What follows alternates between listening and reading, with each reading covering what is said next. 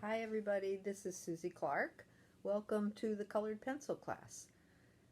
I know many of you are returning students, but there also are a few brand new students, so I'd like to welcome you, and I hope you've had a chance to look at some of the things that I posted on Google Classroom.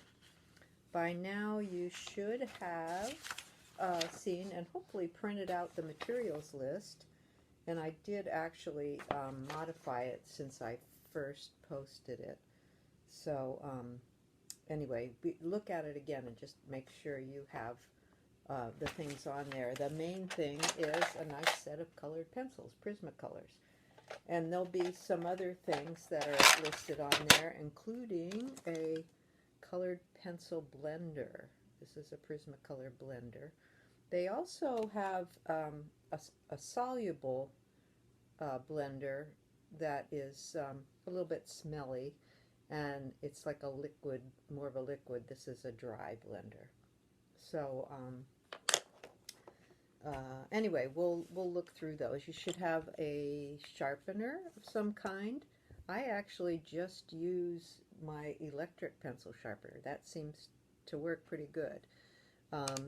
Prismacolor does have a black pencil sharpener. Actually, I couldn't find where mine was at the moment, but you should have some kind of a sharpener because you'll be sharpening your pencils a lot. A regular number 2 pencil will be important, and paper. This is what I recommend. This is a vellum finish, or it's got a little bit of a tooth to it, Bristol tablet. And I do have some of these I can sell for 80 cents a sheet. You won't necessarily need the whole tablet. If anybody wants to come over to the house, I live in North Escondido, if you're local, and you want to buy a few pieces of paper. I have white 80-pound white drawing paper also. It's nice to have a little sketchbook. This is an inexpensive one from Walmart that I got. You should have also been able to print out or view at least the course outline. This says what we're going to do each week, the weekly topical outline, and so that's nice to have too. I'll be sending out Zoom invitations before, and actually we'll use the same invitation every week, so, but I'll try and resend it each week so you have it handy in your email. And I'll be using your Gmail that I will actually just Gmail everybody right through my Google Classroom. So it's important that you join the Google Classroom not only to view the material that I post, but also to be able to get the emails whenever I need to tell you anything. I don't want to forget too, these are art sticks, Prismacolor art sticks, and they're kind of cool.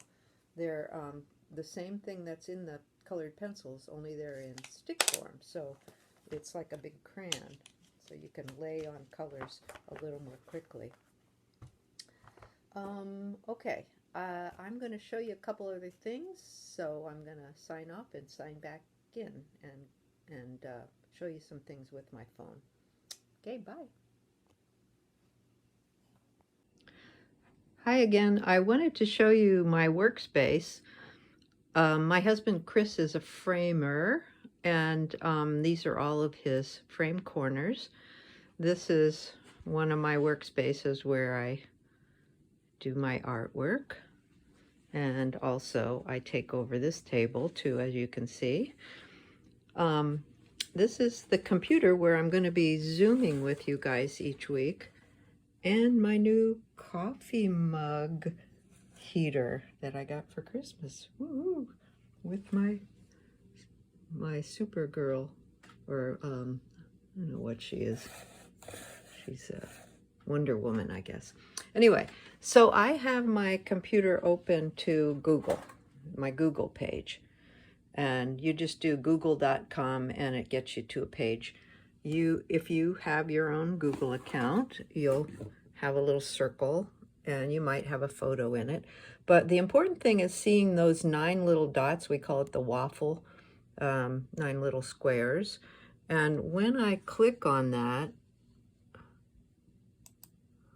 I will see all the different icons. And what I definitely want to do is go to Google Classroom. Now, when you first open it, it may be way down here, and you might not even see it until you scroll down. But you can move it so it's up on the top, since you'll be getting to it all the time. So I'm going to click on this and open it up. And what should come up is all my Google Classroom classes. So there's my watercolor. These are some classes from last quarter. And here's drawing with colored pencils. I'm going to double click it. So up on here, you'll see different sections: stream, classwork, people, and grades. Yours may only have stream, classwork, and people. You won't see grades. But what I want you to do is always go to classwork. Now, if you're using a phone, it'll be on the bottom of the page. Or if you're using an iPad, it will be on the bottom. But this is a desktop computer. This will make a whole lot more sense to you, because there'll be all of the materials will be posted by week. So this is what so far I have for the first week. And you'll see a video instruction for new student introductions. And it's the same as I had last quarter if you were in my last quarter. And then here's the materials list. So you can click on that, and there will be the materials list. We'll double click, and you should be able to print it out. There's different ways to print it. I can go to this and print it.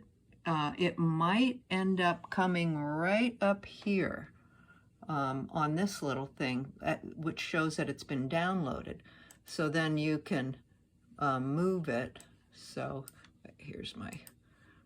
here's my materials list, and I can move it onto the desktop and print it out that way.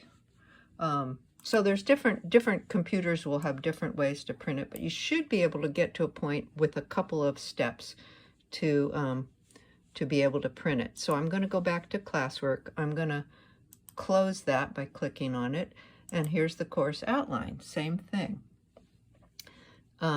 Here is a couple of things that I haven't posted yet, but I can see them, and it will be the blending instructions, which I'll post coming up before class starts, and then a blank grid.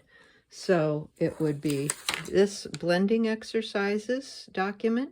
That'll be our first lesson. I'll tell you how each little exercise, and then there'll be a blank grid that you can print out that looks like this. And on that is where it didn't take me that long actually to do it, but this, and you'll have a whole week to complete this. So this would be all the different exercises to get you familiar with blending with colored pencils and kind of see how it acts before you do actual lessons. Eventually we will do another exercise, which is kind of fun, called ribbons, snakes, and worms, and we'll be discussing how to do overlapping and figure out which is something that people tend to avoid, but we'll practice overlapping by making little worms and snakes, and then eventually ribbons. And on these ribbons you can continue doing blending exercises, or you can just create a ribbon drawing that is an entertaining drawing, and I'll show you examples of that. So anyway, that is the little bit of introduction, and the next video I'm going to make will show you how to do the blending exercises. Okay, see you soon.